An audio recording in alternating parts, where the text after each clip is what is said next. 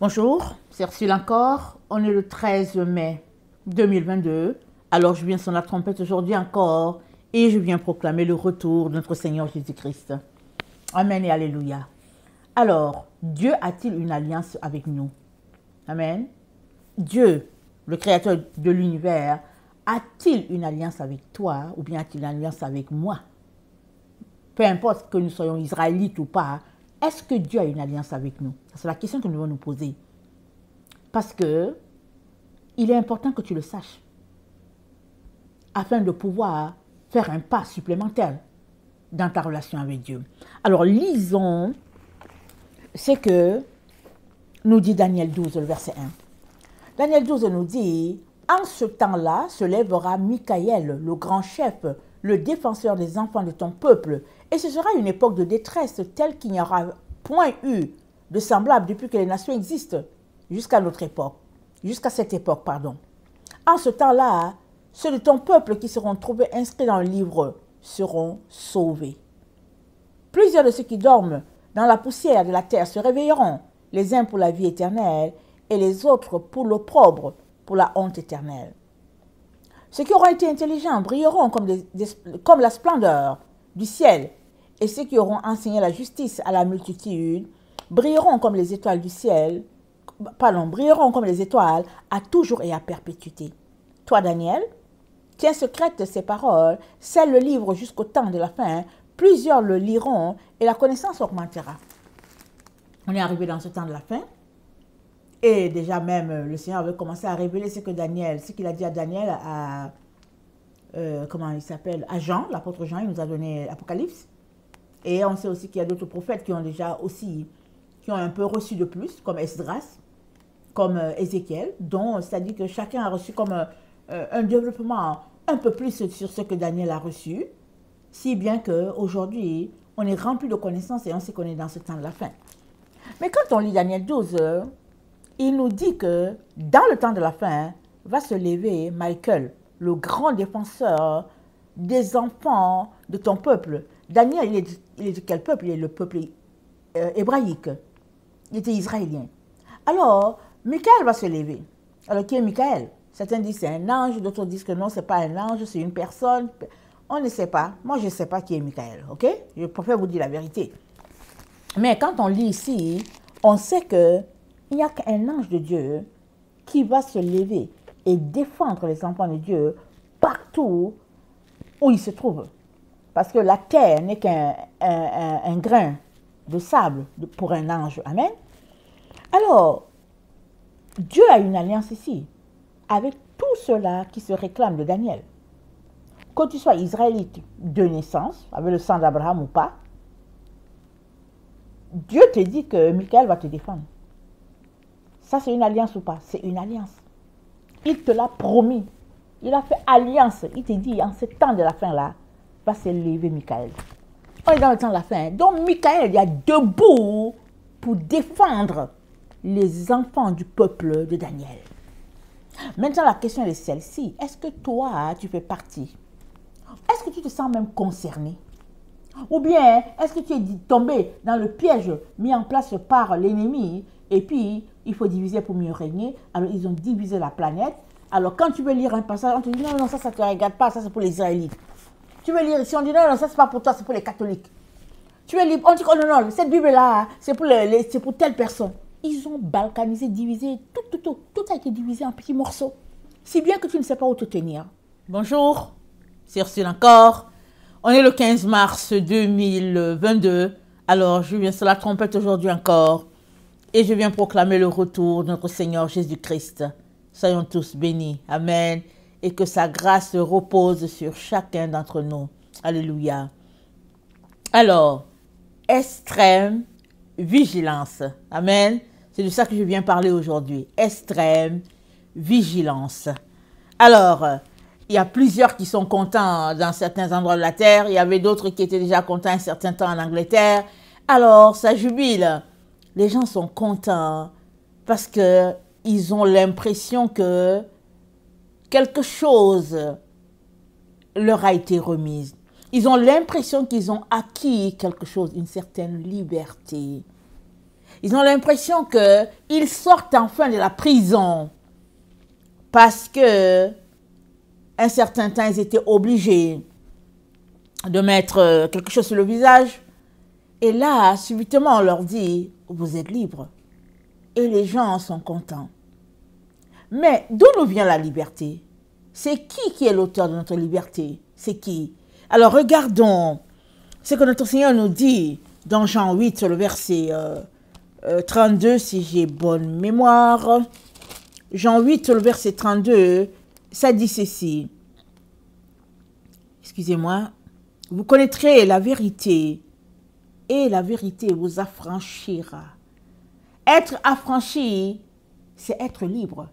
Et la personne qui est libre, elle n'est esclave de personne. Elle n'est pas esclave d'un être humain, mais elle est esclave de notre Dieu. Parce que si tu n'es pas esclave de Dieu, alors tu es esclave de Satan. Il y a juste deux mondes, il y a juste deux royaumes, il y a juste deux endroits où tu peux te retrouver. Soit tu es avec Dieu, soit tu es avec son adversaire. Alors notre Seigneur nous dit que vous connaîtrez la vérité. Et c'est la vérité qui vous rend libre. Ce n'est pas le fait que tu as un diplôme qui fait que tu es libre. Ce n'est pas parce que tu as un poste aux Nations Unies que tu es libre. Ce n'est pas parce que on t'avait arraché une liberté et là on te la redonne que tu es libre. Non. La liberté, elle vient du fait que tu marches dans la vérité. Alléluia. C'est la vérité qui nous a franchis. Mais qui est la vérité? La vérité, c'est Jésus. Et puis, qui est la vérité? La vérité, c'est la lumière. Alors, si tu es dans l'obscurité, alors tu n'es pas libre. Quand bien même tu professerais que tu es libre, quand bien même tu serais le geôlier d'une prison et que toi, tu as la liberté d'aller chez toi, de revenir, de faire tout ce que tu veux alors que les prisonniers sont là, très très souvent, il y a plusieurs prisonniers qui sont là dans cette enceinte, qui connaissent la liberté alors que toi tu es en prison. Tant il est vrai que la liberté, c'est le fait d'appartenir à Jésus. Alors la question est celle-ci, es-tu libre? Alors es-tu toujours en train de te réjouir parce que on te remet quelque chose de physique dont tu as été privé?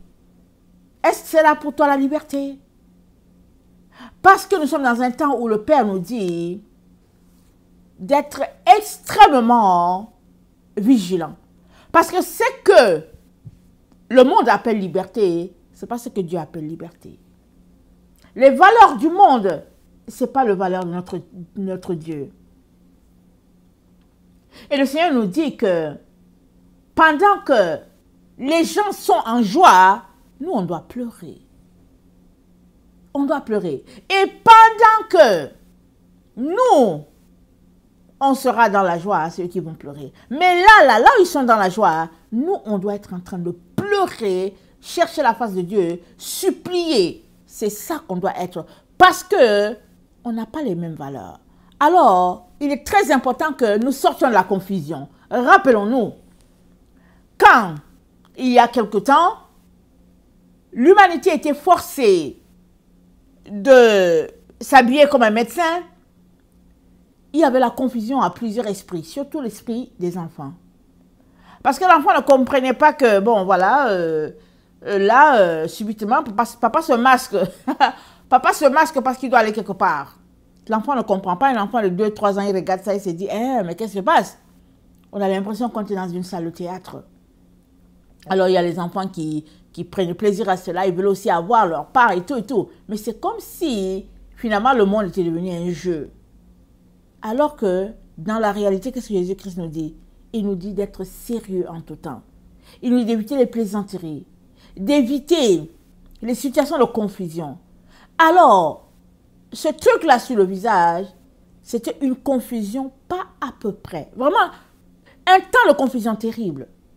Et comme tout se sait dans le monde spirituel, il n'y a rien de caché. Les gens qui marchent avec Satan, ils savent tout. C'est toi qui ne sais rien sur toi, mais eux, ils savent tout sur toi. Les gens de lumière savent tout sur toi. Les gens des ténèbres savent tout sur toi.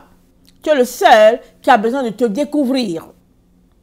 Alors, ils savent que c'est un temps où Dieu a décidé d'apporter d'éclaircissement au niveau de ses enfants. Il a décidé, dans son plan parfait, de sauver ses enfants. Là, tout le monde le sait. Qui parle de salut, il parle de lumière.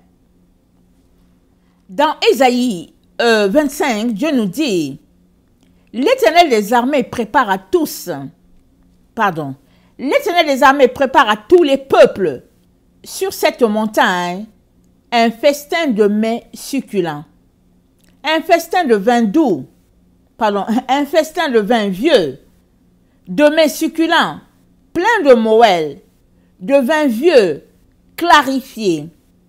Et sur cette montagne, écoutez bien, il anéantit le voile qui voile tous les peuples, la couverture qui couvre toutes les nations. Il anéantit la mort pour toujours. Le Seigneur l'Éternel essuie les larmes de tous les visages. Il fait disparaître de toute la terre l'opprobre de son peuple, car l'Éternel a parlé. Amen. On est dans ce temps-là où l'Éternel va enlever le voile qui voile tous les peuples. Ou sur sa montagne. Il dit cette montagne, mais c'est la montagne de l'Éternel. C'est la montagne de Sion. On est dans ce temps prophétique-là où Dieu est en train de faire quelque chose d'extraordinaire. Il se prépare à faire cette chose extraordinaire. Évidemment, l'ennemi, comme l'ennemi aime se sentir important, alors il vient aussi avec ses stratégies. Pour dire que, ok, maintenant, plus rien de ceci, et puis on est libre. Et les gens sont contents, se disent, ah. Mais la liberté, ce n'est pas un homme qui te la donne. La liberté, elle est divine. Elle est divine, la liberté. Si tu te réjouis de la liberté des hommes, alors sache qu'il y a un problème à ton niveau. Parce que la seule personne qui te déclare libre, c'est Dieu. Et il te déclare libre comment? Par ta recherche de la vérité. Alors que tu te mets à rechercher la vérité, alors Dieu se révèle à toi et tu es un homme libre. Tu es une femme libre. Mais la liberté, elle n'est pas à cause des règles établies par les hommes. Alors on est dans ce temps-là où Dieu s'apprête à révéler plein de choses à ses enfants parce que le temps, c'est comme ça. C'est le temps prévu par Dieu depuis l'éternité. Et puis, bon, voilà, l'ennemi vient aussi faire croire aux gens qu'au fait, il donne la liberté aux gens. Alors, temps d'extrême vigilance. Et qu'est-ce que Dieu nous dit dans Michée? Excusez-moi.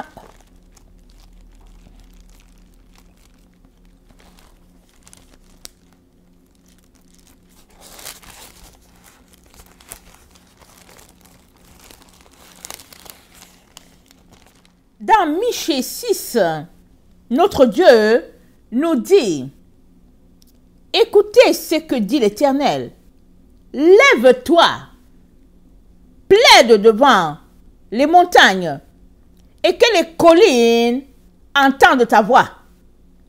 Écoutez, montagnes, le procès de l'Éternel, et vous, solides fondements de la terre, car l'Éternel a un procès avec son peuple. Il veut plaider avec Israël. Je vais m'arrêter là. Il dit, écoutez ce que dit l'Éternel, lève-toi, plaide devant les montagnes, les collines. Ça dit, pleure. Quand tu viens plaider, tu viens pleurer. Un jour, c'était mon temps de prière. Je suis venue pour prier. Le Seigneur me dit, pleure. Excusez-moi de rire. Vous savez que les pleurs, ça vient quand on est dans une situation et puis on veut pleurer. Mais ça ne vient pas comme ça, n'est-ce pas? Mais le Seigneur me dit, pleure. Et il dit, prie à tue-tête. J'ai dit, il dit, prie à tue-tête. J'ai dit, oh, souvent on aime prier juste doucement, on ne veut pas déranger les autres. Prie. Je l'ai entendu 2 ou 3 fois. J'ai dit, ok, on va pleurer, on va prier à tue-tête. Alors je suis partie là. Allez, dans mon parler en langue et tout. Allez, ça n'arrêtait pas. Souvent quand Dieu dit ça, il a déjà prévu pour ce temps-là. Je ne sais pas combien de temps, je ne sais pas si j'ai prié jusqu'au matin. Je ne me rappelle plus de la scène. Mais je me suis dit, mais waouh. Et le Seigneur m'a dit, il y a des situations dans la terre, sur la terre. et dans le domaine spirituel qui sont tels que tu obtiens seulement la victoire si tu pries, par exemple, à tue-tête, si tu te mets à pleurer, si tu fais certaines choses. Un jour aussi, j'étais dans une situation vraiment assez difficile. Je savais que c'était une situation critique. Je priais. Le Seigneur me dit, fais l'aumône. Je fais l'aumône, il dit, fais encore. Je fais l'aumône, il dit, fais encore. Alors, j'ai passé toute la semaine à faire les œuvres. Amen. Pour des personnes dans le besoin. Toute la semaine. C'est-à-dire, mes enseignements, c'était devenu secondaire. Le Seigneur a insisté tout simplement pour que j'aille dans ce domaine-là. Alors, j'ai pris soin de ce qu'il me demandait, comme si j'étais en train de prêcher mes messages. Quelle n'a pas été ma grande surprise quand à la fin, il m'a dit victoire. Il m'a dit la situation étant ce qu'elle est, il fallait en tout cas une balance. Et il a choisi de balancer ça de ce côté-là. À cause de tout ce qui se passait spirituellement. Alors, il y a des situations qui nécessitent un certain comportement. Parce que ton Créateur sait ce qui se passe. Il sait comment l'accusateur de nos âmes est devant lui pour dire, oh, voilà ceci, voilà comme ci, voici comme ci. Et puis Dieu te dit, va comme ça. Alors, si tu es aiguisé à l'écoute de Dieu, voilà, c'est extraordinaire. Alors, on est dans le temps où on doit pleurer, où on doit plaider, où on doit arrêter de se distraire, où on doit rester concentré. Parce que la distraction, elle est à l'extrême. C'est incroyable.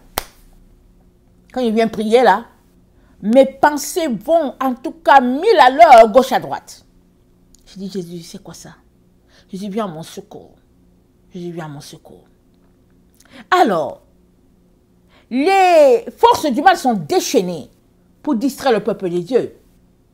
Mais toi et moi devons rester concentrés et très très vigilants et pas à peu près. Parce que quand on est rendu à appeler liberté, ce que le monde appelle liberté, c'est que finalement la confusion c'est à notre niveau, nous les enfants de Dieu. Ce n'est plus à leur niveau. Il fut un temps où à leur niveau, il y avait une grande confusion. Ils étaient confus, ils étaient là, ils savaient quoi faire, et puis on leur disait, comportez-vous comme ça, que le visage soit ceci, et tout. Et puis bon, ceux qui ont le Seigneur regardaient. Mais là, la confusion a été envoyée dans le camp de l'enfant de Dieu. Et il est là, il s'est dit, ah ok, d'accord, mais qu'est-ce qui se passe? J'ai dit à mes enfants, watch out. Je leur ai dit, oh non, pardon, mes enfants, sortez de là. Sortez de la mentalité qu'il y a une certaine liberté octroyée. Non, non, non. Continuez de vous préparer pour rentrer à la maison. C'est ça le plus important. Alors, dans Ésaïe 12, notre Dieu nous dit ceci. Attendez, je vais d'abord parler, je vais d'abord lire Ésaïe 31. Malheur à ceux qui descendent en Égypte pour avoir du secours, qui s'appuient sur des chevaux et qui se fient à la multitude des chars, à la force des cavaliers, mais qui ne regardent pas vers le Saint d'Israël et ne recherchent pas l'Éternel. Malheur. Et nous savons que quand Dieu parle de l'Égypte, il parle du monde. Alors Israël était dans une situation difficile et elle est partie en Égypte. On sait qu'Abraham l'avait fait, on sait qu'Isaac l'avait fait. Alors, quand ça chauffait, ils cherchaient du secours en Égypte. Et Dieu leur dit malheur. Et Dieu nous dit malheur. Ce n'est pas vers là-bas qu'on doit se tourner. Ce n'est pas vers le monde. C'est plutôt vers notre Dieu où nous devons rester concentrés. Alors, lui aussi, cependant, il est sage. Il fait venir le malheur et ne retire point ses paroles. Il s'élève contre la maison des méchants. Voilà, c'est notre Dieu. Et contre le secours de ceux qui commettent l'iniquité. L'Égyptien est homme et non Dieu. Ses chevaux sont chair et non esprit. Quand l'Éternel étendra sa main, le protecteur chancelera, le protégé tombera, et tous ensemble ils périront. Donc voilà, si ton secours c'est dans le monde, sache que tu périras avec le monde quand le monde tombera. Et le monde, il n'y a pas espoir que le monde soit sauvé. Il n'y a pas espoir, parce que le monde, c'est Babylone. Le salut, ce n'est pas en Babylone, le salut c'est en Sion. Alors, le Seigneur donc nous dit, dans le verset 6, nous sommes toujours dans Isaïe 31, revenez à celui dont on s'est profondément détourné, enfants d'Israël. En ce jour, chacun rejettera ses idoles d'argent et ses idoles d'or, que vous vous êtes fabriqués de vos mains criminelles.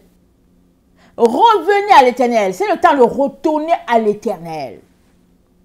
De laisser tout cela que nos cœurs aiment. C'est-à-dire que toute notre confiance acquise, nous devons tout laisser ça et retourner à l'Éternel, nous concentrer, nous efforcer de lui être agréable dans ce temps où nous nous trouvons. C'est un temps de distraction terrible.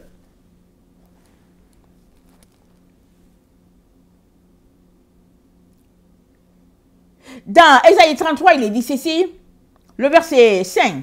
L'Éternel est élevé, car il habite en haut. Il remplit Sion de droiture et de justice. Voilà la façon dont nous devons marcher. Voilà les attributs de notre Dieu, ce qui doit être nos attributs. Voilà sur quoi nous devons nous atteler, travailler à la droiture et à la justice. Tes jours seront en sécurité. La sagesse et l'intelligence sont une source de salut. La crainte de l'Éternel, c'est là le trésor de Sion. Amen, alléluia. Voilà ton trésor, la crainte de Dieu. Si tu crains Dieu, vraiment, tu n'iras pas en direction d'une personne qui te dira, va dans telle direction. Si tu crains Dieu, tu iras dans la direction de Dieu et de Dieu seul. L'autre peut te dire, mais vas-y, c'est safe. Mais c'est Dieu qui te donne la direction. Et toi et moi devions vraiment nous saturer l'esprit de cette vérité-là. Ce n'est pas à quelqu'un de nous dire de faire X ou bien Y. C'est notre Dieu qui nous conduit, c'est notre Dieu qui nous dirige. Amen. Parce que notre Dieu, c'est lui qui régit nos vies. Amen. Par ses principes. Dans Ésaïe 12, voilà ce qu'il dit, notre Dieu.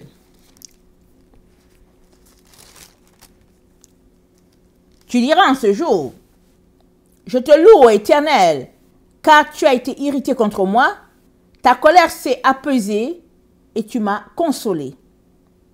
Voici, Dieu est ma délivrance. Je serai plein de confiance et je ne craindrai rien, car l'Éternel est ma force et le sujet de mes louanges. C'est lui qui m'a sauvé. Vous puiserez de l'eau avec joie aux sources du salut. Et vous direz en ce jour-là, louez l'Éternel, invoquez son nom, publiez ses œuvres parmi les peuples, rappelez la grandeur de son nom. Célébrez l'Éternel, car il a fait des choses magnifiques. Qu'elle soit connue par toute la terre, pousse des cris de joie et d'allégresse, habitants de Sion, car il est grand au milieu de toi, le Saint d'Israël. Voilà à quoi nous devons nous atteler à tout moment, à tout instant. Nous devons rester concentrés pour prier notre Père. Nous devons être concentrés pour que notre esprit s'entraîne à rester sur le focus. Je vous dis, ce n'est pas facile. Mais nous devons, c'est ce que nous devons faire. Je serai plein de confiance et je ne craindrai rien, car l'Éternel est ma force et le sujet de mes louanges. C'est là que nous devons être. Concentrés à élever ce Dieu-là. On a lu, il est élevé. Il est en haut, ça veut dire qu'il est élevé. Il n'est pas sur les sphères basses, il est élevé. On est dans le temps où, bientôt, les désobéissants, comme on les appelle, vont subir. Lisons ce que Apocalypse 6 nous dit. Apocalypse 6, le verset 9, nous relate l'histoire d'un groupe Alors, c'est dit, Apocalypse 6, le verset 9, c'est dit, quand il ouvrit le 5e sceau, je vis sur l'autel les âmes de ceux qui avaient été immolés à cause de la parole de Dieu et à cause du témoignage qu'ils avaient rendu. C'est dit quoi? Quand il ouvrit le 5e sceau. Alors, on va regarder quelque chose. C'est dit, à Apocalypse 9, le 5e ange sonna la trompette et je vis une étoile qui était tombée du ciel sur la terre. La clé du puits de l'abîme lui fut donnée. Je ne dis pas que le 5e ange ouvre le 5e sceau. Je ne dis pas ça. Mais ici, il y a quelque chose que le Seigneur nous fait remarquer. Quand le 5e ange a sonné la trompette, il y a eu split. Amen. Il y a eu split. C'est que, finalement, il y avait deux groupes. Le groupe qui se retrouvait à partir pour les abîmes, l'abîme, et puis l'autre qui était effectivement dans la présence de Dieu. Parce que c'est dit, l'ange sonne la trompette, et une étoile tombe, et elle reçoit le puits de l'abîme. Alors, quand on parle d'étoiles ici évidemment, il s'agit des enfants de Dieu. Ce n'est pas toute la totalité de la terre, n'est-ce pas? Il s'agit ici des enfants de Dieu. Alors, Apocalypse 6 nous dit, quand le 5e sceau fut ouvert, Jean a vu les âmes de ceux qui avaient rendu témoignage. Et ils crièrent d'une voix forte et disant, jusqu'à quand, Maître Saint, véritable tardes-tu à juger et à tirer vengeance de notre sang sur les habitants de la terre? Alors voilà, le 5e sceau est ouvert. Et il y a un groupe là qui vient qui dit, mais c'est jusqu'à quand là? C'est jusqu'à quand? Et une robe blanche leur est donnée. Et on leur a dit, attendez encore, jusqu'à ce que fût complet le nombre de leurs compagnons de service et de leurs frères qui devaient être mis à mort comme eux. Vous savez quoi, pour passer au 6e sceau, il faut bien que le 5e sceau soit achevé. Alors cette partie-là n'est pas encore appliquée au 5e sceau. Parce que, on dit, le verset 12, je regardais, quand il ouvrit le 6e sceau, il y eut un grand tremblement de terre. Mais il ouvre le 6e sceau quand? Il ouvre le 6e sceau avec les deux témoins à la fin. C'est dit,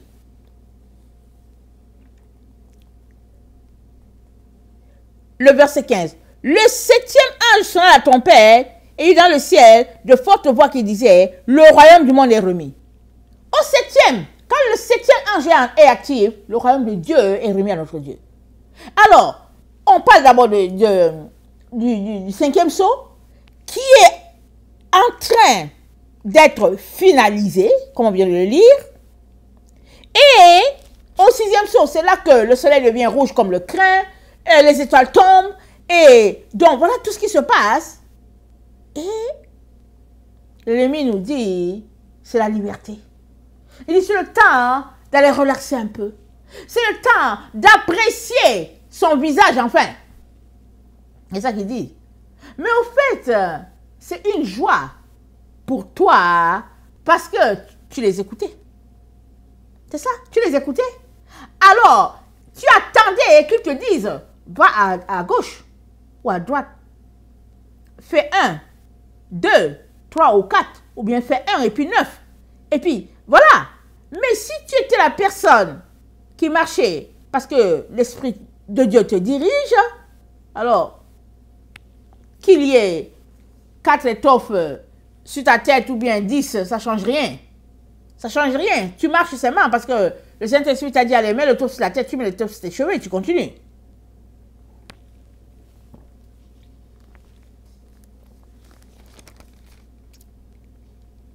Une robe blanche leur fut donnée. À chacun d'eux, il fut dit de se tenir en repos quelque temps encore, jusqu'à ce que fût complet le nombre de leurs frères, compagnons de service, qui devaient être mis à mort comme eux. Ça sera complet bientôt. Et quand ça sera complet, donc voilà, la fin viendra. Les enfants de Dieu seront rentrés à la maison et viendra la fin, sonnera la fin. Et la fin est étroitement liée à la trompette du 7e ange, comme on voit, comme on constate. Alors, et Dieu, qu'est-ce qu'il nous dit? Il nous dit dans Ésaïe, je pense Malachie 6, il nous dit de nous lamenter. Il nous dit de pleurer. Il nous dit de plaider. Parce que ce n'est pas un temps où il faut relaxer. L'homme charnel relaxe. Il veut relaxer, se dire, oh, enfin. Mais l'enfant de Dieu sait que danger. Le danger arrive. Le danger est annoncé. L'enfant de Dieu, il sait ça. Et moi, je viens te dire, sois vigilant.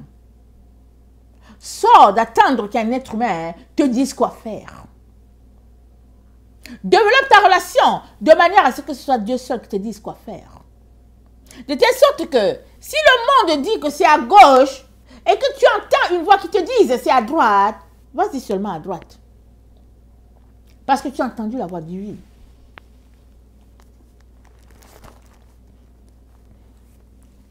Dans Isaïe 33, le verset 13, il nous dit, « Vous qui êtes loin, écoutez ce que j'ai fait. Et vous qui êtes près, sachez quelle est ma puissance. Les pécheurs sont effrayés dans Sion. Un tremblement saisit les impies. Qui de nous pourra rester auprès d'un feu dévorant? Qui de nous pourra rester auprès de flammes éternelles? Celui qui marche dans la justice et qui parle selon la droiture, qui méprise un gain acquis par extorsion, qui secoue les mains pour ne pas accepter un présent, qui ferme l'oreille pour ne pas entendre des propos sanguinaires, et qui se bande les yeux pour ne pas voir le mal. Celui-là habitera dans les lieux élevés. Des rochers fortifiés seront sa retraite. Du pain lui sera donné, de l'eau lui sera assurée. C'est ça que Dieu dit de ses enfants qui se confient en lui. Alors que l'impie se confie au monde, aux dieux de ce monde, aux êtres humains et tout, Dieu dit que celui-là qui marche dans la justice et la droiture, qui méprise les voies du monde, les gains, les extorsions, celui-là, c'est celui-là qui vraiment ferme ses oreilles à tout ce qui est mauvais. Une telle personne, c'est là que Dieu demeure et Dieu bénira une telle personne. Alors souvent, on est emporté par le vent, l'excitation, et puis, puisque le plan est de nous faire miroiter que tout retourne à la normale, et de te surprendre, parce que l'ennemi, il surprend toujours. Il ne veut pas que tu saches les choses. Donc, il te fait croire que tout est bien, et puis un matin, tu entends une de ces nouvelles, et puis tu es découragé, tu te dis, oh non, ben, comment je vais faire? Je n'ai pas le choix, je vais faire ceci. Finalement, tu auras tenu 2 ans, 3 ans, pour finalement aller tomber dans la gueule du lion, et puis ta situation sera pire. Voilà pourquoi, au lieu que tu passes le temps à courir les magasins pour dire que je suis libre, c'est le temps où tu restes à la maison concentré pour dire, Seigneur, révèle-moi qu'est-ce qui est en train de se passer. Seigneur, enlève le voile et montre-moi ce qui est en train d'arriver. Seigneur, aide-moi à être prêt, à être prête. Parce que l'ennemi, l'adversaire, notre adversaire, rôde comme un lion rugissant, cherchant, qui il va dévorer. C'est ça qui est dit. Notre ennemi rôde. C'est une situation, il est en train de rôder. Toi, tu vois que c'est une bonne situation, tu te dis cool, mais c'est pas cool, hein. Ce n'est pas cool. C'est une situation d'extrême concentration, d'extrême vigilance, parce que l'ennemi est en train de préparer un coup terrible. Et seuls ceux-là qui passent le temps au pied de la croix sont avertis, sont éclairés, sont illuminés. Pourquoi? Parce que la vérité leur est révélée. Et une fois que tu connais la vérité, tu es affranchi. Quand tu ne connais pas la vérité, c'est grave. Tu es dans le flou. Tu baignes dans le flou. Tu te dis, mais qu'est-ce qui se passe? Mais tu es dans le flou. Et une situation de flou, ce n'est pas bien pour un enfant de Dieu. N'est-ce pas? Alors, on est dans une situation de combat terrible. Alors, l'ennemi vient nous fermer les yeux pour qu'on ne voit pas toutes sortes de situations. On ne va pas de la détail. Mais il faut toujours prier pour qu'on puisse voir. Un jour, je me suis couchée. Je me suis couchée. J'ai eu des rêves et des rêves. J'ai dit, Seigneur, qu'est-ce qui se passe aujourd'hui? Mais qu'est-ce qui se passe, Jésus? Qu'est-ce qui se passe, Seigneur? J'ai eu 5-6 rêves comme ça, là. Allez, j'ai dit, Seigneur, c'est quoi? Mes rêves, ils viennent au galop ou quoi? Qu'est-ce qui se passe? Le Seigneur a ouvert mes yeux. L'ennemi était occupé à autre chose. L'ennemi qui me combat était occupé à autre chose. J'ai dit, waouh, Seigneur. Mais pourquoi est-ce que l'ennemi peut te combattre, par exemple, t'empêcher de voir? C'est parce qu'une fois que tu vois, tu as la lumière. C'est fini. Tu es affranchi. Mais si tu ne vois pas, tu es l'esclave de l'ennemi. Et l'ennemi travaille pour nous garder dans les ténèbres. Et toi, tu dois travailler pour que le voile soit ôté. Voilà. Voilà la dynamique. Toi, tu dois travailler pour voir et l'ennemi travaille pour que tu ne le vois pas. Et la victoire vient quand tu vois. Mais Dieu merci que le Seigneur ne nous parle pas seulement par les visions. Il ne nous parle pas seulement par les rêves. Il nous parle de plusieurs manières. Et il est donc très important qu'on puisse rester concentré pour développer toutes ces manières-là dont le Seigneur nous parle. Tu peux être là en train de parler avec quelqu'un et puis tu vois. Alors que la personne ne sait pas ce que tu vois, mais toi tu vois. Tu peux être là alors que le Seigneur est en train de te parler et puis tu entends dans tes oreilles alors que l'autre n'entend rien. Donc, l'ennemi est toujours en train de nous combattre. Il veut toujours nous surprendre.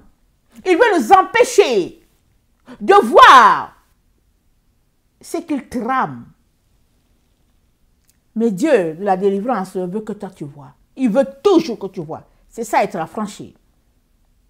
Alors, au lieu que tu marches sur leur plan et que tu te réjouisses avec les ennemis de ton âme, ce n'est pas le temps de te réjouir.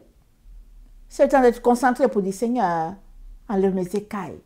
Montre-moi qu'est-ce qui se cache en arrière de cette situation qui semble réjouir beaucoup de gens. Qu'est-ce qui se passe? Le Seigneur te fera la grâce de voir toutes les embuscades qui t'attendent. Alors,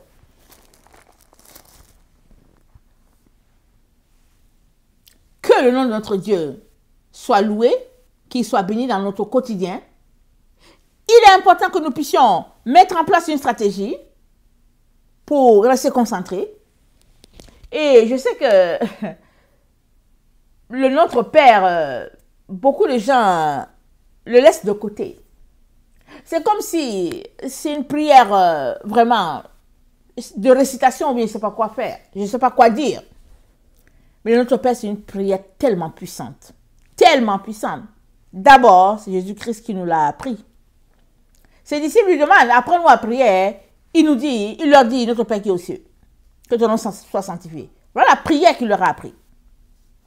Tu peux t'arrêter, tu peux dire, mais c'est quoi cette prière simple là? Mais justement, c'est ça, notre Dieu est saint. Mais je te dis, si tu développes prier le Notre Père, tu te rendras compte que tu as besoin de concentration extrême pour connecter au Père. Et je vous dis, c'est une prière tellement puissante. Combien de fois ai-je prié cette prière-là et la présence de Dieu était si tangible, si manifeste, juste le Notre Père.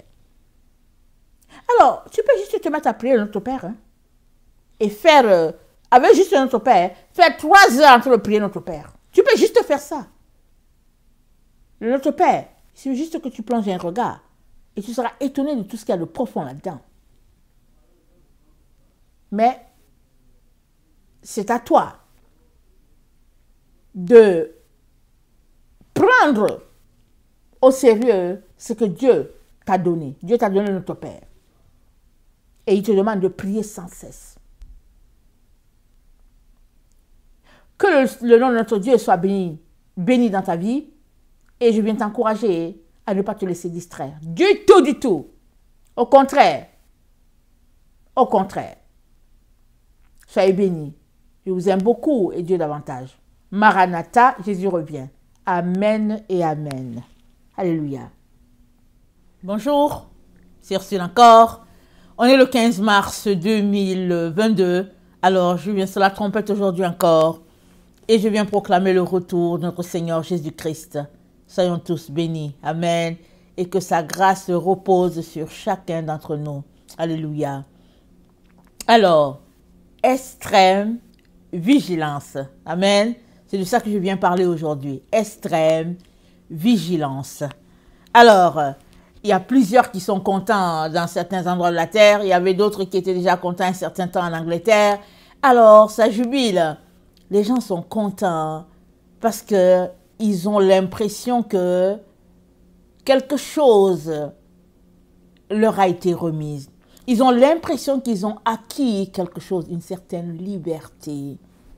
Ils ont l'impression qu'ils sortent enfin de la prison parce que un certain temps, ils étaient obligés de mettre quelque chose sur le visage. Et là, subitement, on leur dit, vous êtes libres. Et les gens sont contents. Mais d'où nous vient la liberté? C'est qui est l'auteur de notre liberté? C'est qui? Alors regardons ce que notre Seigneur nous dit dans Jean 8, le verset 32, si j'ai bonne mémoire. Jean 8, le verset 32, ça dit ceci. Excusez-moi. Vous connaîtrez la vérité et la vérité vous affranchira. Être affranchi, c'est être libre. Et la personne qui est libre, elle n'est esclave de personne. Elle n'est pas esclave d'un être humain, mais elle est esclave de notre Dieu.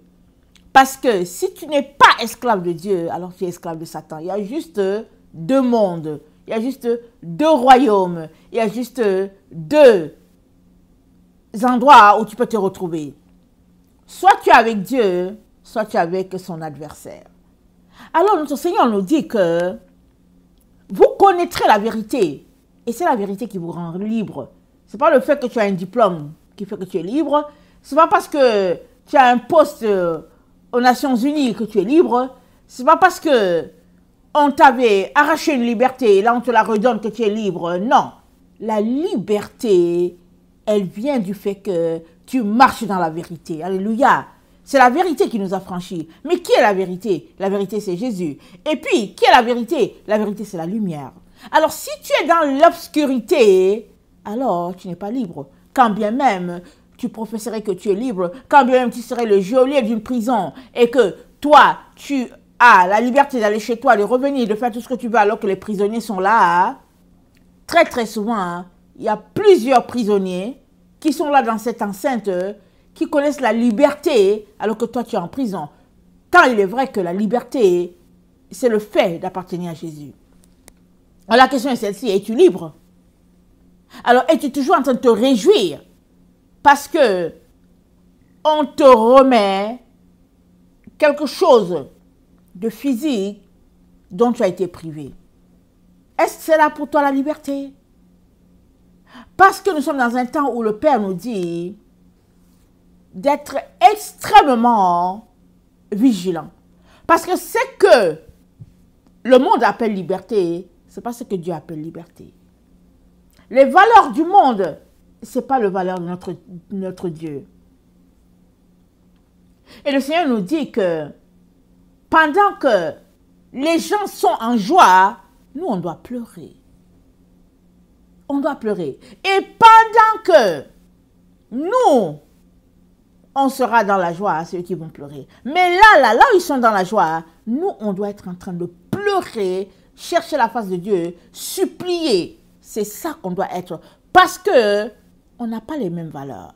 Alors, il est très important que nous sortions de la confusion. Rappelons-nous, quand, il y a quelque temps, l'humanité était forcée de s'habiller comme un médecin, il y avait la confusion à plusieurs esprits, surtout l'esprit des enfants. Parce que l'enfant ne comprenait pas que, bon, voilà, subitement, papa se masque. Papa se masque parce qu'il doit aller quelque part. L'enfant ne comprend pas. Un enfant de 2-3 ans, il regarde ça et se dit, mais qu'est-ce qui se passe? On a l'impression qu'on est dans une salle de théâtre. Alors, il y a les enfants qui prennent plaisir à cela. Ils veulent aussi avoir leur part et tout et tout. Mais c'est comme si, finalement, le monde était devenu un jeu. Alors que, dans la réalité, qu'est-ce que Jésus-Christ nous dit? Il nous dit d'être sérieux en tout temps. Il nous dit d'éviter les plaisanteries, d'éviter les situations de confusion. Alors, ce truc-là sur le visage, c'était une confusion pas à peu près. Vraiment, un temps de confusion terrible. Et comme tout se sait dans le monde spirituel, il n'y a rien de caché. Les gens qui marchent avec Satan, ils savent tout. C'est toi qui ne sais rien sur toi. Mais eux, ils savent tout sur toi. Les gens de lumière savent tout sur toi. Les gens des ténèbres savent tout sur toi. Tu es le seul qui a besoin de te découvrir. Alors, ils savent que c'est un temps où Dieu a décidé d'apporter d'éclaircissement au niveau de ses enfants. Il a décidé, dans son plan parfait, de sauver ses enfants. Là, tout le monde le sait. Qui parle de salut, il parle de lumière. Dans Ésaïe 25, Dieu nous dit, l'Éternel des armées prépare à tous, l'Éternel des armées prépare à tous les peuples sur cette montagne un festin de mets succulents, un festin de vin doux, un festin de vin vieux, de mets succulents, plein de moelle, de vin vieux, clarifié. Et sur cette montagne, écoutez bien, il anéantit le voile qui voile tous les peuples, la couverture qui couvre toutes les nations. Il anéantit la mort pour toujours. Le Seigneur l'Éternel essuie les larmes de tous les visages. Il fait disparaître de toute la terre l'opprobre de son peuple, car l'Éternel a parlé. Amen. On est dans ce temps-là où l'Éternel va enlever le voile qui voile tous les peuples. Ou sur sa montagne. Il dit cette montagne, mais c'est la montagne de l'Éternel. C'est la montagne de Sion. On est dans ce temps prophétique-là où Dieu est en train de faire quelque chose d'extraordinaire. Il se prépare à faire cette chose extraordinaire. Évidemment, l'ennemi, comme l'ennemi aime se sentir important, alors il vient aussi avec ses stratégies. Pour dire que, ok, maintenant, plus rien de ceci, et puis on est libre. Et les gens sont contents, se disent, ah. Mais la liberté, ce n'est pas un homme qui te la donne. La liberté, elle est divine. Elle est divine, la liberté. Si tu te réjouis de la liberté des hommes, alors sache qu'il y a un problème à ton niveau. Parce que la seule personne qui te déclare libre, c'est Dieu. Et il te déclare libre comment? Par ta recherche de la vérité. Alors que tu te mets à rechercher la vérité, alors Dieu se révèle à toi et tu es un homme libre. Tu es une femme libre. Mais la liberté, elle n'est pas à cause des règles établies par les hommes. Alors on est dans ce temps-là où Dieu s'apprête à révéler plein de choses à ses enfants parce que le temps, c'est comme ça. C'est le temps prévu par Dieu depuis l'éternité. Et puis, bon, voilà, l'ennemi vient aussi faire croire aux gens qu'en fait, il donne la liberté aux gens. Alors, temps d'extrême vigilance. Et qu'est-ce que Dieu nous dit dans Michée? Excusez-moi.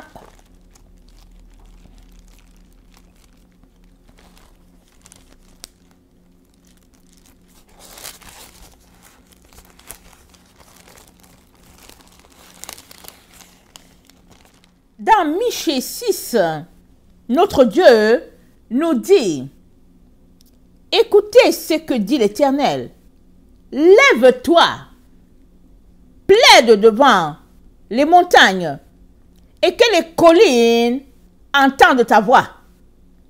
Écoutez, montagne, le procès de l'Éternel, et vous, solides fondements de la terre, car l'Éternel a un procès avec son peuple. Il veut plaider avec Israël. Je vais m'arrêter là. Il dit, écoutez ce que dit l'Éternel, lève-toi, plaide devant les montagnes, les collines. Ça dit, pleure. Quand tu viens plaider, tu viens pleurer. Un jour, c'était mon temps de prière. Je suis venue pour prier. Le Seigneur me dit, pleure. Excusez-moi de rire. Vous savez que les pleurs, ça vient quand on est dans une situation et puis on veut pleurer. Mais ça ne vient pas comme ça, n'est-ce pas? Mais le Seigneur me dit, pleure. Et il dit, prie à tue-tête. J'ai dit, il dit, prie à tue-tête. J'ai dit, oh, souvent on aime prier juste doucement, on ne veut pas déranger les autres. Prie. Je l'ai entendu 2 ou 3 fois. J'ai dit, ok, on va pleurer, on va prier à tue-tête. Alors je suis partie là. Allez, dans mon parler en langue et tout. Allez, ça n'arrêtait pas. Souvent quand Dieu dit ça, il a déjà prévu pour ce temps-là. Je ne sais pas combien de temps, je ne sais pas si j'ai prié jusqu'au matin. Je ne me rappelle plus de la scène. Mais je me suis dit, mais waouh. Et le Seigneur m'a dit, il y a des situations dans la terre, sur la terre et dans le domaine spirituel qui sont telles que tu obtiens seulement la victoire si tu pries, par exemple, à tue-tête, si tu te mets à pleurer, si tu fais certaines choses. Un jour aussi, j'étais dans une situation vraiment assez difficile. Je savais que c'était une situation critique. Je priais. Le Seigneur me dit, fais l'aumône. Je fais l'aumône, il dit, fais encore. Je fais l'aumône, il dit, fais encore. Alors, j'ai passé toute la semaine à faire les œuvres. Amen. Pour des personnes dans le besoin. Toute la semaine. C'est-à-dire, mes enseignements, c'était devenu secondaire. Le Seigneur a insisté tout simplement pour que j'aille dans ce domaine-là. Alors, j'ai pris soin de ce qu'il me demandait, comme si j'étais en train de prêcher mes messages. Quelle n'a pas été ma grande surprise quand à la fin, il m'a dit victoire. Il m'a dit la situation étant ce qu'elle est, il fallait en tout cas une balance. Et il a choisi de balancer ça de ce côté-là. À cause de tout ce qui se passait spirituellement. Alors, il y a des situations qui nécessitent un certain comportement. Parce que ton Créateur sait ce qui se passe. Il sait comment l'accusateur de nos âmes est devant lui pour dire, oh, voilà ceci, voilà comme ci, voici comme ci. Et puis Dieu te dit, va comme ça. Alors, si tu es aiguisé à l'écoute de Dieu, voilà, c'est extraordinaire. Alors, on est dans le temps où on doit pleurer, où on doit plaider, où on doit arrêter de se distraire, où on doit rester concentré. Parce que la distraction, elle est à l'extrême. C'est incroyable. Quand il vient prier là, mes pensées vont en tout cas 1000 à l'heure, gauche à droite. Je dis, Jésus, c'est quoi ça? Jésus, viens à mon secours. Jésus, viens à mon secours. Alors, les forces du mal sont déchaînées pour distraire le peuple de Dieu. Mais toi et moi devons rester concentrés et très très vigilants et pas à peu près. Parce que quand on est rendu à appeler liberté, ce que le monde appelle liberté, c'est que finalement la confusion c'est à notre niveau, nous les enfants de Dieu. Ce n'est plus à leur niveau. Il fut un temps où à leur niveau, il y avait une grande confusion. Ils étaient confus, ils étaient là, ils savaient quoi faire, et puis on leur disait, eh comportez-vous comme ça, que le visage soit ceci, et tout. Et puis bon, ceux qui ont le Seigneur regardaient. Mais là, la confusion a été envoyée dans le camp de l'enfant de Dieu. Et il est là, il s'est dit, ah ok, d'accord, mais qu'est-ce qui se passe? J'ai dit à mes enfants, watch out. Je leur ai dit, oh non, pardon, mes enfants, sortez de là. Sortez de la mentalité qu'il y a une certaine liberté octroyée. Non, non, non. Continuez de vous préparer pour rentrer à la maison. C'est ça le plus important. Alors, dans Ésaïe 12, notre Dieu nous dit ceci. Attendez, je vais d'abord je vais d'abord lire Ésaïe 31. Malheur à ceux qui descendent en Égypte pour avoir du secours, qui s'appuient sur des chevaux et qui se fient à la multitude des chars, à la force des cavaliers, mais qui ne regardent pas vers le Saint d'Israël et ne recherchent pas l'Éternel. Malheur. Et nous savons que quand Dieu parle de l'Égypte, il parle du monde. Alors Israël était dans une situation difficile et elle est partie en Égypte. On sait qu'Abraham l'avait fait, on sait qu'Isaac l'avait fait. Alors, quand ça chauffait, ils cherchaient du secours en Égypte. Et Dieu leur dit malheur. Et Dieu nous dit malheur. Ce n'est pas vers là-bas qu'on doit se tourner. Ce n'est pas vers le monde. C'est plutôt vers notre Dieu où nous devons rester concentrés. Alors, lui aussi, cependant, il est sage. Il fait venir le malheur et ne retire point ses paroles. Il s'élève contre la maison des méchants. Voilà, c'est notre Dieu. Et contre le secours de ceux qui commettent l'iniquité. L'Égyptien est homme et non Dieu. Ses chevaux sont chair et non esprit. Quand l'Éternel étendra sa main, le protecteur chancelera, le protégé tombera, et tous ensemble ils périront. Donc voilà, si ton secours c'est dans le monde, sache que tu périras avec le monde quand le monde tombera. Et le monde, il n'y a pas espoir que le monde soit sauvé. Il n'y a pas espoir, parce que le monde, c'est Babylone. Le salut, c'est pas en Babylone, le salut c'est en Sion. Alors, le Seigneur donc nous dit, dans le verset 6, nous sommes toujours dans Ésaïe 31, revenez à celui dont on s'est profondément détourné, enfants d'Israël. En ce jour, chacun rejettera ses idoles d'argent et ses idoles d'or, que vous vous êtes fabriqués de vos mains criminelles. Revenez à l'Éternel, c'est le temps de retourner à l'Éternel. De laisser tout cela que nos cœurs aiment, c'est-à-dire que toute notre confiance acquise, nous devons tout laisser ça et retourner à l'Éternel, nous concentrer, nous efforcer de lui être agréable dans ce temps où nous nous trouvons.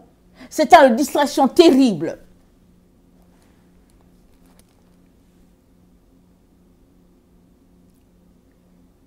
Dans Ésaïe 33, il est dit ceci, le verset 5. L'Éternel est élevé, car il habite en haut. Il remplit Sion de droiture et de justice. Voilà la façon dont nous devons marcher. Voilà les attributs de notre Dieu, ce qui doit être nos attributs. Voilà sur quoi nous devons nous atteler, travailler à la droiture et à la justice. Tes jours seront en sécurité. La sagesse et l'intelligence sont une source de salut. La crainte de l'Éternel, c'est là le trésor de Sion. Amen, alléluia. Voilà ton trésor, la crainte de Dieu. Si tu crains Dieu, vraiment, tu n'iras pas en direction d'une personne qui te dira, va dans telle direction. Si tu crains Dieu, tu iras dans la direction de Dieu et de Dieu seul. L'autre peut te dire, mais vas-y, c'est safe. Mais c'est Dieu qui te donne la direction. Et toi et moi devions vraiment nous saturer l'esprit de cette vérité-là. Ce n'est pas à quelqu'un de nous dire de faire X ou bien Y. C'est notre Dieu qui nous conduit, c'est notre Dieu qui nous dirige. Amen. Parce que notre Dieu, c'est lui qui régit nos vies. Amen. Par ses principes. Dans Ésaïe 12, voilà ce qu'il dit, notre Dieu.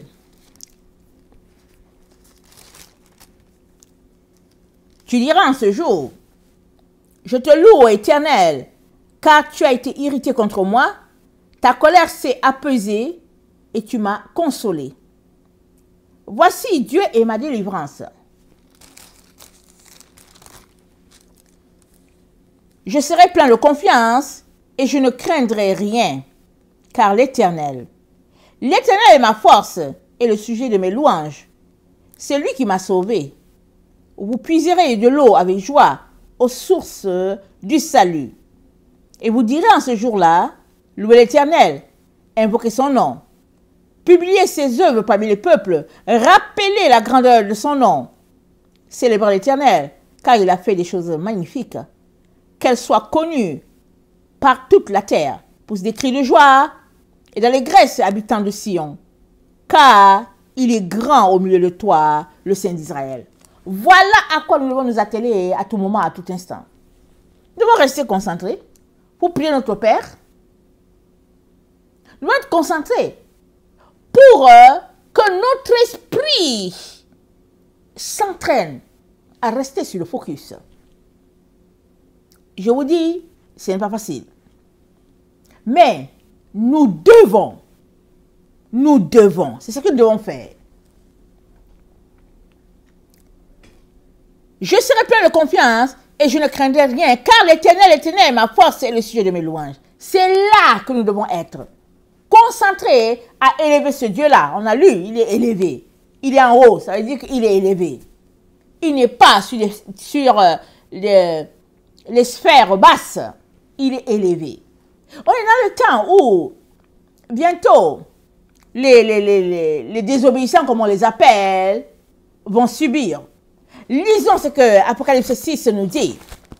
Apocalypse 6, le verset 9, nous relate l'histoire d'un groupe. Alors, c'est dit, Apocalypse 6, le verset 9, c'est dit, quand il ouvrit le 5e sceau, je vis sur l'autel les âmes de ceux qui avaient été immolés à cause de la parole de Dieu et à cause du témoignage qu'ils avaient rendu. C'est dit quoi? Quand il ouvrit le 5e sceau. Alors, on va regarder quelque chose.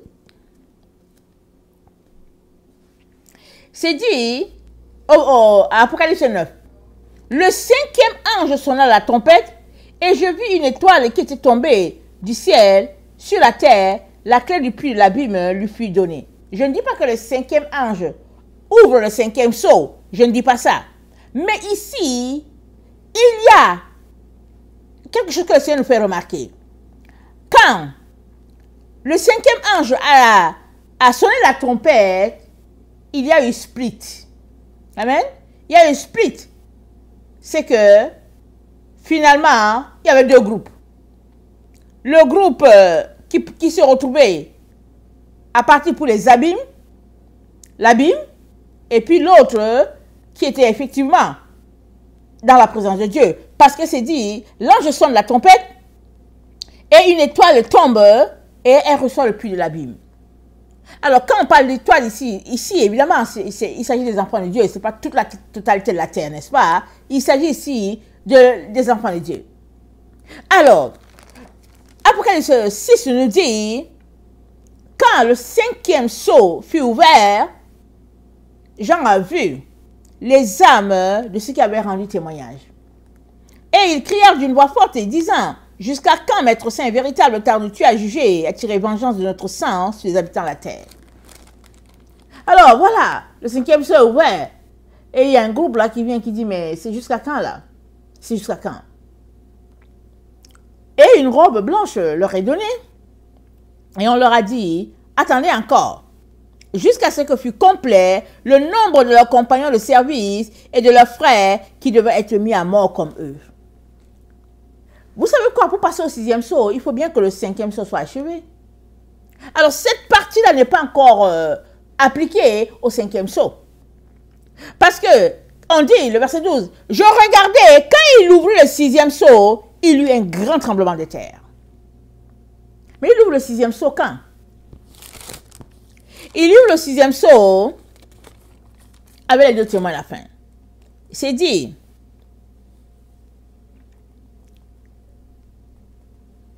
le verset 15, le 7e ange sonna la trompette et il y eut dans le ciel de fortes voix qui disaient, le royaume du monde est remis. Au 7e, quand le 7e ange est actif, le royaume de Dieu est remis à notre Dieu. Alors, on parle d'abord du 5e sceau, qui est en train d'être finalisé, comme on vient de le lire. Et au sixième jour, c'est là que le soleil devient rouge comme le crin, et les étoiles tombent, et donc voilà tout ce qui se passe. Et l'ennemi nous dit, c'est la liberté. Il dit, c'est le temps d'aller relaxer un peu. C'est le temps d'apprécier son visage enfin. C'est ça qu'il dit. Mais au fait, c'est une joie pour toi parce que tu les écoutais. C'est ça, tu les écoutais.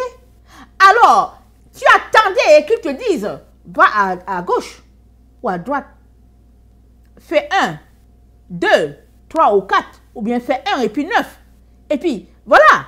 Mais si tu étais la personne qui marchait parce que l'Esprit de Dieu te dirige, alors, qu'il y ait 4 étoffes sur ta tête ou bien 10, ça ne change rien. Ça ne change rien. Tu marches seulement parce que le Saint-Esprit t'a dit, allez, mets l'étoffe sur la tête, tu mets l'étoffe sur tes cheveux et tu continues.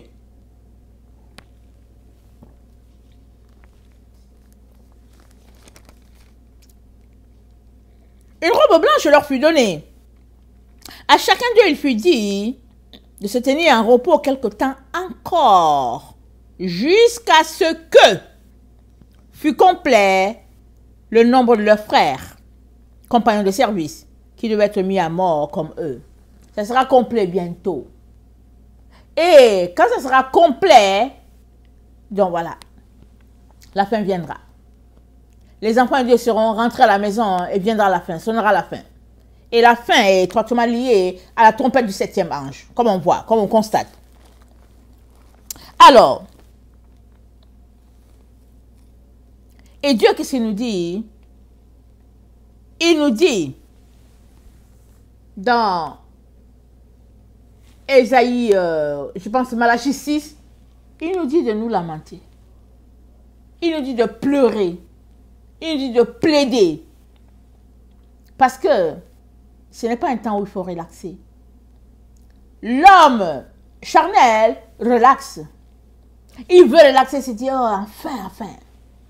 Mais l'enfant de Dieu sait que danger. Le danger arrive. Le danger est annoncé. L'enfant de Dieu, il sait ça. Et moi, je viens te dire, sois vigilant. Sors d'attendre qu'un être humain te dise quoi faire. Développe ta relation de manière à ce que ce soit Dieu seul qui te dise quoi faire. De telle sorte que si le monde dit que c'est à gauche et que tu entends une voix qui te dise c'est à droite, vas-y seulement à droite. Parce que tu as entendu la voix divine.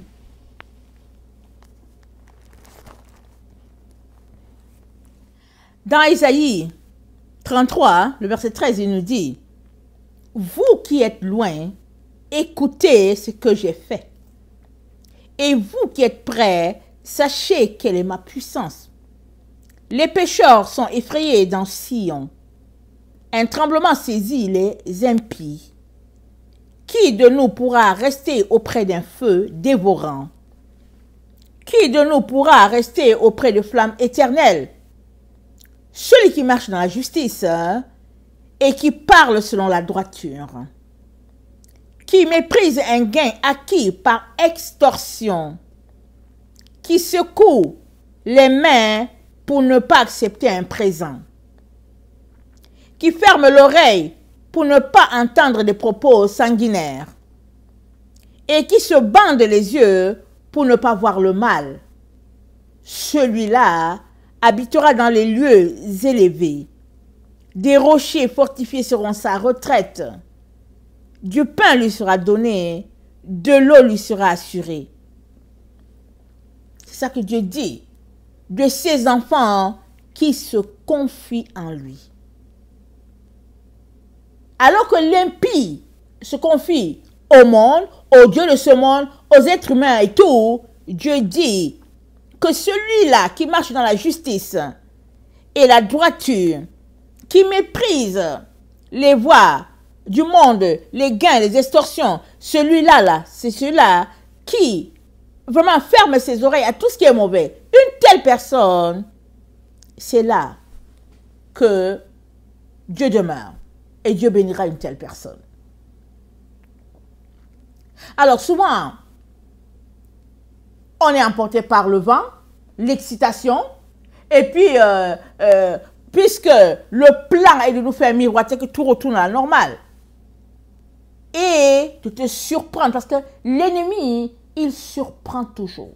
Il ne veut pas que tu saches les choses. Donc, il te fait croire que tout est bien, et puis un matin, tu entends une de ces nouvelles, et puis tu es découragé, tu te dis, oh non, ben, comment je vais faire? Je n'ai pas le choix, je vais faire ceci. Finalement, tu auras tenu 2 ans, 3 ans, pour finalement aller tomber dans la gueule du lion, et puis ta situation sera pire. Voilà pourquoi, au lieu que tu passes le temps à courir les magasins pour dire que je suis libre, c'est le temps où tu restes à la maison concentré pour dire, Seigneur, révèle-moi qu'est-ce qui est en train de se passer. Seigneur, enlève le voile et montre-moi ce qui est en train d'arriver.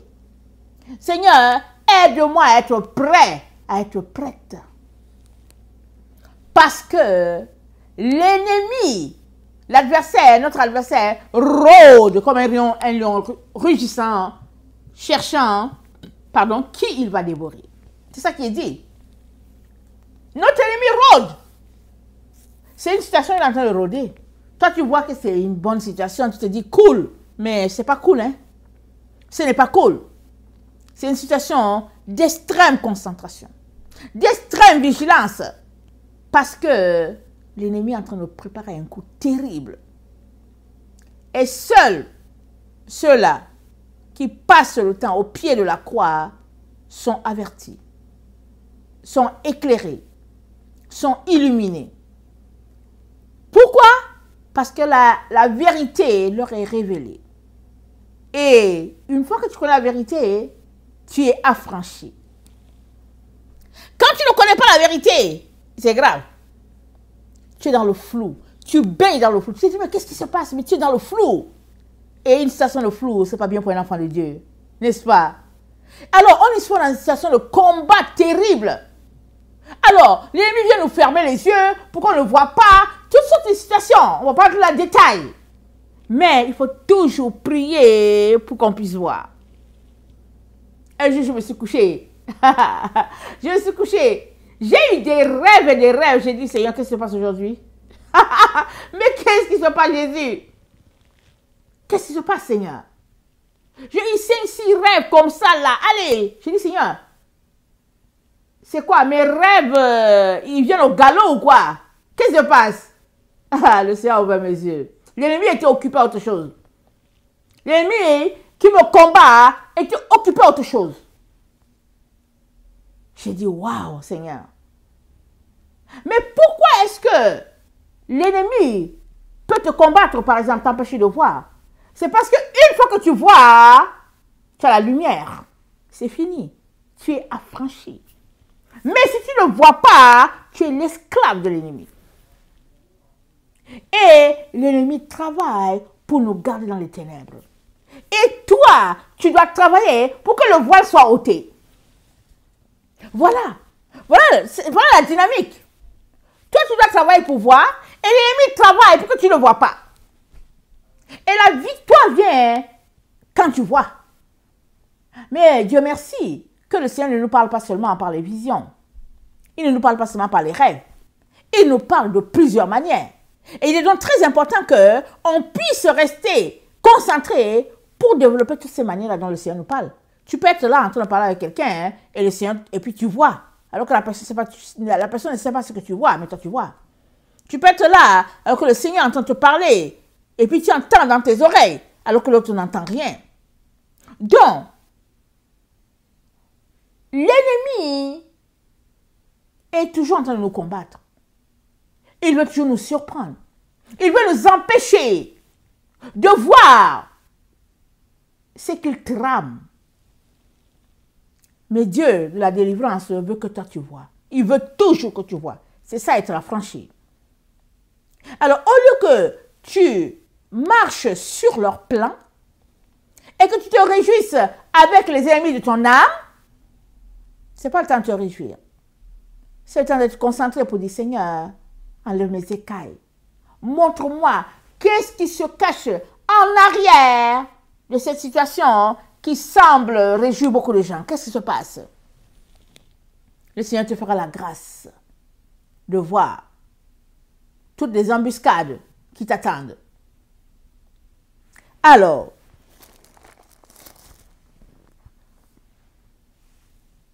que le nom de notre Dieu soit loué, qu'il soit béni dans notre quotidien. Il est important que nous puissions mettre en place une stratégie pour rester concentrés. Et je sais que le Notre Père, beaucoup de gens le laissent de côté. C'est comme si c'est une prière vraiment de récitation, ou bien je ne sais pas quoi faire, je ne sais pas quoi dire. Mais le Notre Père, c'est une prière tellement puissante. Tellement puissante. D'abord, c'est Jésus-Christ qui nous l'a appris. Ses disciples lui demandent, apprends-nous à prier. Il leur dit, Notre Père qui est aux cieux, que ton nom soit sanctifié. Voilà la prière qu'il leur a appris. Tu peux t'arrêter, tu peux dire, mais c'est quoi cette prière simple là? Mais justement, c'est ça, notre Dieu est saint. Mais je te dis, si tu développes prier le Notre Père, tu te rendras compte que tu as besoin de concentration extrême pour connecter au Père. Et je vous dis, c'est une prière tellement puissante. Combien de fois ai-je prié cette prière-là et la présence de Dieu était si tangible, si manifeste, juste le Notre Père. Alors, tu peux juste te mettre à prier le Notre Père hein, et faire, avec juste le Notre Père, faire 3 heures en train de prier Notre Père. Tu peux juste faire ça.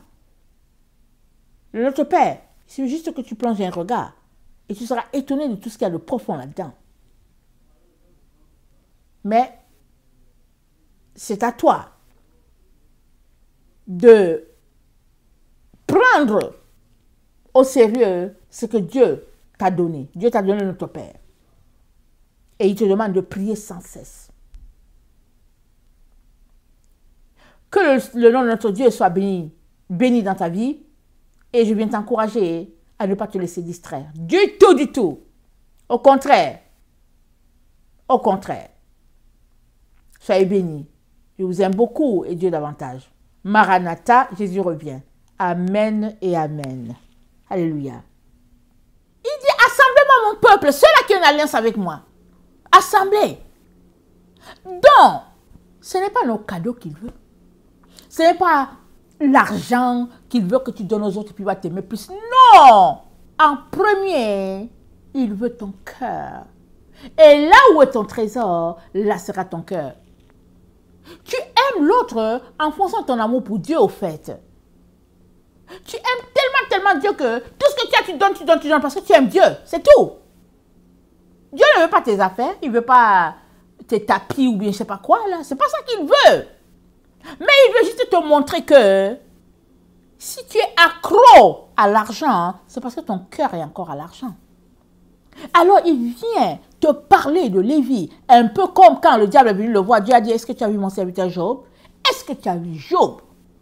Le diable a dit, ah non, mais c'est parce que tu l'as béni, et puis et puis Dieu a dit, watch out, ne touche pas, hein? Touche pas ici. Mais Job a vécu toutes sortes d'épreuves.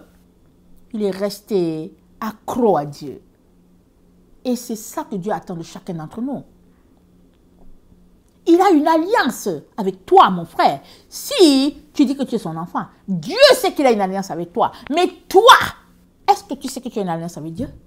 Alors, si tu as une alliance avec Dieu, qu'est-ce que tu fais avec les autres là qui ne connaissent pas le Seigneur? Tu es assis avec eux, tu joues aux cartes, tu joues au ludo, et tu es là, tu passes ta vie à regarder les films, tu zappes.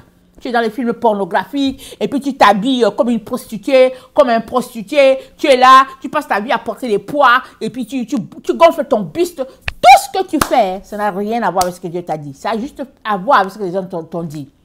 Et tu passes ta vie devant Internet pour savoir comment tu vas faire grossir ton chiffre d'affaires. Et puis tu es là, tu dis que oui, ici, là, la bourse va augmenter. Ici, le Bitcoin a fait comme si. Hey! Réveille-toi. Tu as une alliance avec Dieu? Alors, fais ce qu'il te dit. Parce qu'on est dans des temps de ténèbres intenses. Tes yeux ne voient pas les ténèbres, mais les ténèbres sont là.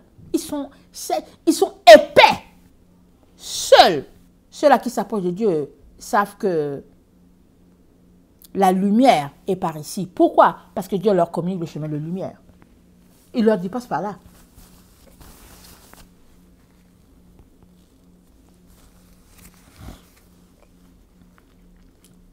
Excusez-moi. Il leur dit, passe par là. La lumière est par ici. Mais si tu ne marches pas proche de lui, tu arriveras quelque part, tu vas dire, ok, la lumière est par là, tu te rends compte que, tu viens de tomber dans un piège terrible. Tu viens de te retrouver au milieu des rosicruciens, des francs-maçons, et puis des sorciers, et puis je ne sais pas quoi. Mon frère et ma soeur, il est temps qu'on marche selon le Dieu d'Israël. Parce que Michael, il vient défendre les enfants d'Israël. Daniel 12. Dieu dit, Michael va se lever et il va défendre les enfants d'Israël. Si tu es sage, tu comprends que il faut que tu fasses ce que les enfants d'Israël font, parce que la lumière est par là-bas, parce que Michael est tourné par là-bas. Michael est là-bas avec son épée pour frapper, pas à peu près. Tu dois faire très attention quand tu viens devant ce Dieu-là. Un jour, il y a quelqu'un qui m'a donné un rêve, ok? Dieu, il a le sens de l'humour. La personne me dit, Ursule, j'ai fait un rêve sur toi. Maman Ursule, j'ai fait un rêve sur toi. Je dis, ok, c'est quoi le rêve? Je dis, je t'ai vu, mais tu étais devenue comme une musulmane. Tu priais, tout ce que tu faisais, c'était comme une musulmane, mais c'était comme, j'ai vu ça, je me suis dit, hein, c'est la personne qui rêve, elle dit, ah, mais elle dit, toi, ça ne t'a pas gêné. Tu ne t'es pas dérangé, tu continues ton habillement, tout ce que tu faisais, c'était comme les choses des musulmans que tu faisais. Et puis moi, je me disais, hein, mais pourquoi elle fait ça? Mais, ce qu'elle ne sait pas, c'est que Dieu est en train de lui parler, elle. Pourquoi? Parce qu'elle était encore en train de porter ses pantalons. Elle était avec ses cheveux défrisés, là. Elle avait passé elle mettait la permanente sur ses cheveux. Elle était là, elle se disait, mais Dieu est en train de lui dire, regarde là, regarde comment elle est, c'est comme ça que tu dois être. Et quand elle parlait musulman, au fait, je lui ai dit que non, c'est parce que les musulmans, ils ont tiré toute leur pratique là des Israélites. Ils ont tiré ça de là, parce que ça vient de là. Et puis, Dieu était en train de me dire, pendant qu'elle m'a dit qu'elle m'a vu, j'étais dans la période où Dieu était en train de me dire qu'il fallait que je revoie plusieurs choses, à savoir comment faire le sabbat, comment faire les fêtes, le Yom Kippour, comment, dans la période du Sukkot, comment faire. C'est-à-dire que j'étais dans cette période-là où j'étais en train de découvrir les fêtes que Dieu a données à l'humanité. On nous a dit que Dieu a donné ces fêtes-là à Israël, mais Dieu les a données à l'humanité. Donc j'étais dans ce temps-là à savoir comment faire certaines choses. Et Dieu lui disait, puisque tu l'appelles maman, regarde un peu ce que ta maman l'a fait. Mais elle n'a pas vu ça comme ça. Elle a juste vu, elle a dit que, ah, mais vraiment, tu étais habillée là, tu faisais ceci, tu faisais cela. Et puis je lui ai dit, mais est-ce que tu as pensé aussi que Dieu te disait de faire comme ça? Est-ce que tu as pensé à ça? C'est ça le sens de l'humour de notre Dieu. Il te dit, tu l'aimes, tu l'appelles maman. Alors, voilà ce que ta maman est en train de faire. Voilà là où elle est rendue. Et ça, c'est un Dieu d'amour. Parce que Dieu nous aime tellement qu'il nous envoie sur le chemin de la lumière. Il ne va pas t'envoyer sur le chemin des ténèbres. Il y a des chemins, c'est le chemin des ténèbres. Exemple, tu passes ta vie devant la télévision, c'est le chemin de la ténèbre. Des ténèbres. Tu passes 2 heures devant la télévision, tu vas passer 2 heures à t'injecter les ténèbres. 2 heures. Que ce soit la télévision, le journal de ton pays, peu importe. Tu vas passer 2 heures à t'injecter les ténèbres. Tu as passé 2 heures à mettre le voile au niveau de ta pupille ou bien je ne sais pas d'où pour que tu ne puisses pas voir ce qui est la révélation du Père. Parce que la télévision, qui dit télévision dit le diable. C'est tout. Ce n'est pas compliqué. C'est le prince de l'air. Et puis la télévision, les satellites, toutes ces affaires-là, ça fonctionne avec l'air. Mais c'est à toi de décider d'aller plus loin dans ta privation des choses de ce monde pour être connecté à Dieu. Je vous dis, c'est pas facile. Si quelqu'un vous dit que c'est facile, c'est que la personne ne vous a pas dit la vérité. Tout est difficile. Que tu choisisses de suivre Bouddha ou que tu décides de suivre Jésus, tout est difficile. Parce qu'il y a des choses que tu dois faire. Mais, avec Jésus-Christ, son jour est léger. Parce que c'est lui qui porte ça pour toi. Mais si toi, tu veux juste une relation avec Jésus où tu as les pieds croisés, tu t'assois là, tu zappes, tu as la télécommande, tu tapes, tu zappes, je vais écouter tel pasteur, et puis... Si c'est ça que tu veux, alors c'est dommage. Tu ne connecteras pas à Jésus. Parce que Jésus-Christ, il veut faire du one-on-one avec toi, et c'est dans l'intimité. Même si quand même ton pasteur là que tu écoutes, il prêcherait bien, Jésus aimerait te parler aussi de seul à seul, toi et lui. Il aimerait te dire quelque chose. Moi, il y a des jours où je viens juste m'asseoir, il me dit quelque chose, je dis, hein? Je dis, qu'est-ce qui se passe? Tu n'as même pas encore commencé. Qu'il t'a déjà dit quelque chose.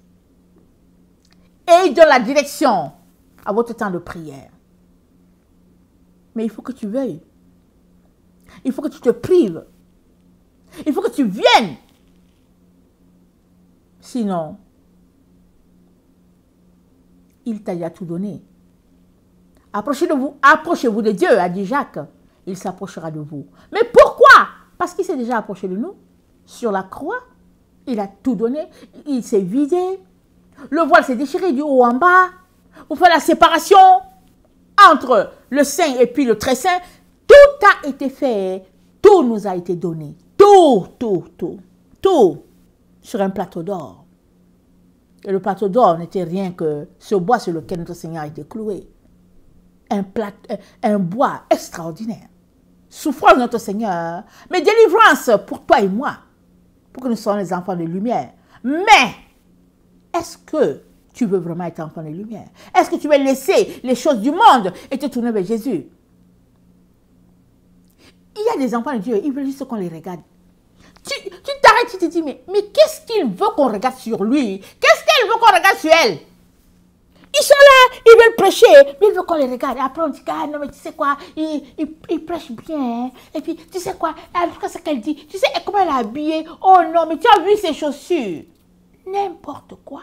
On est encore là. Jésus-Christ est à la porte.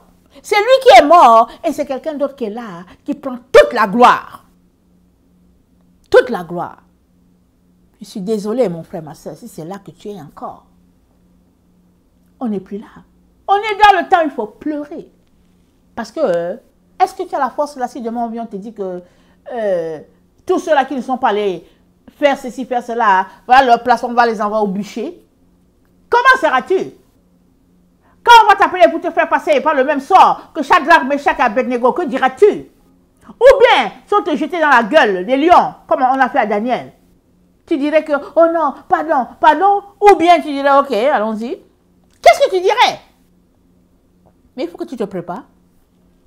La Bible nous dit que quand il a été annoncé à Daniel que le roi, tous ceux qui n'adoraient pas la statue du roi, ils passeraient à l'endroit des lions, la Bible dit quoi? Daniel a continué de se comporter comme il faisait. 3 fois par jour, il priait, il ouvrait sa fenêtre, il s'est tourné vers Jérusalem et il priait. Comment les gens ont su que c'était un homme qui priait? C'est parce que Daniel ouvrait sa fenêtre. Alors ils le voyaient de sa fenêtre. Ils ont dit, ok, on va encore voir qu'est-ce qu'il va faire. Maintenant que le roi a promulgué la loi, on va voir qu'est-ce que Daniel va faire. Parce que c'est eux-mêmes qui l'ont promulgué. Le roi a juste signé. On va voir qu'est-ce que Daniel a fait. Alléluia. Daniel, il a fait comme il faisait avant.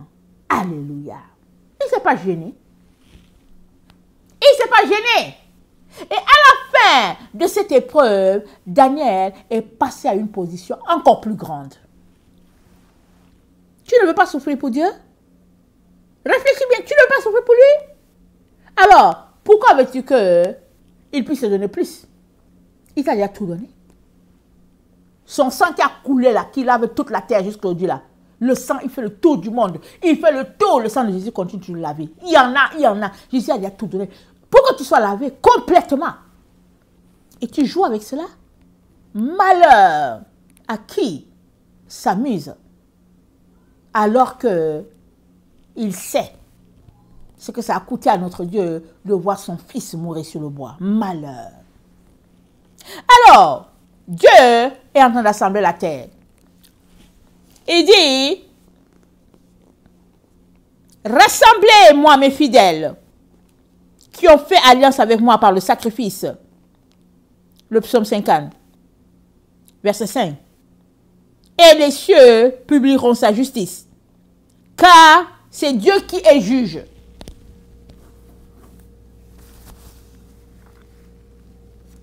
C'est Dieu qui est juge. Il dit rassembler.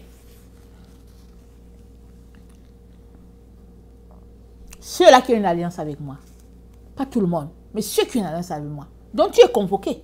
Toi qui m'écoutes là, tu es convoqué. Maintenant, que diras-tu quand tu te retrouveras là, parmi les convoqués? Ou bien vas-tu seulement fuir pour dire que non, non, pardon, je ne veux pas qu'il me voie.